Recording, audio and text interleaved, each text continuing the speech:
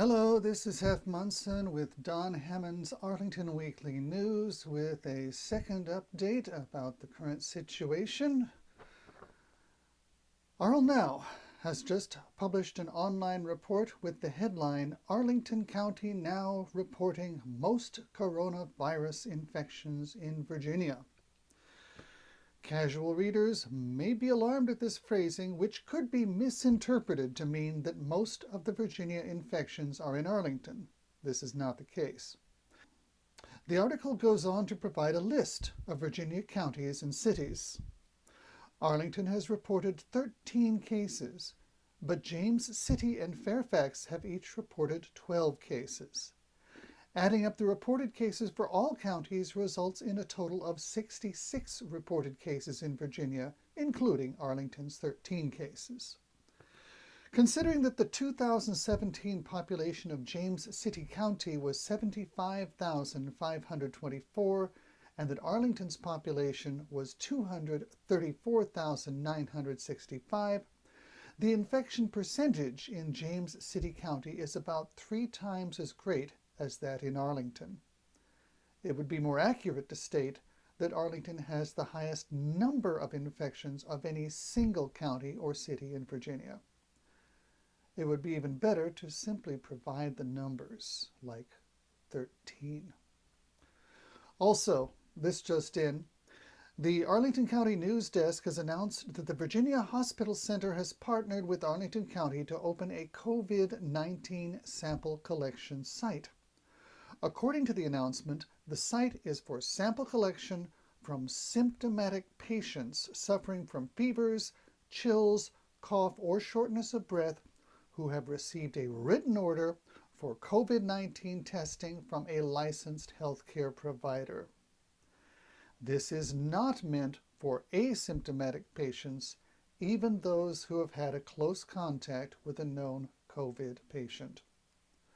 Once patients have received a physician's order, they should call the VHC COVID-19 scheduling line at 703-558-5766 between the hours of 8:30 a.m. and 3 o'clock p.m.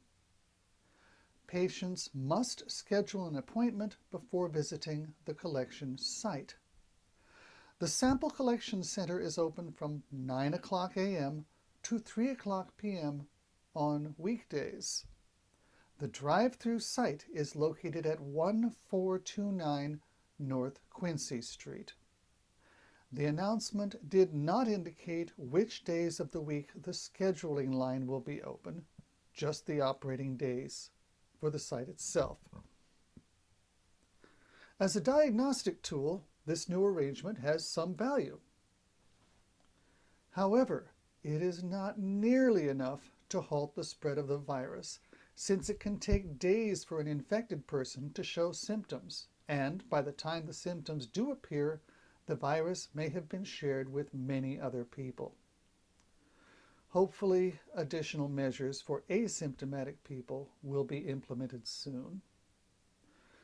As I make my solo journeys through Arlington and follow the ongoing updates, I am struck by the idea that regular citizens are significantly affected by multiple factors. First, there is the virus itself and its avoidance.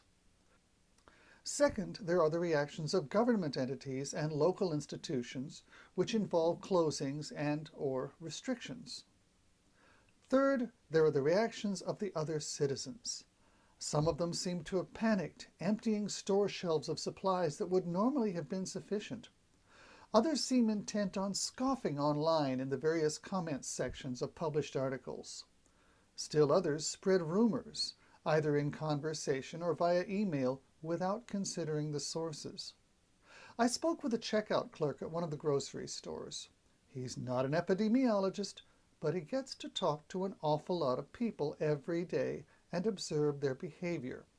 He likened some of the rumors he's heard to someone shouting, "Fire!" in a crowded theater.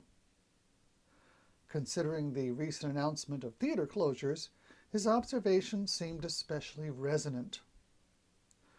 We have already suggested that people be careful but not fearful.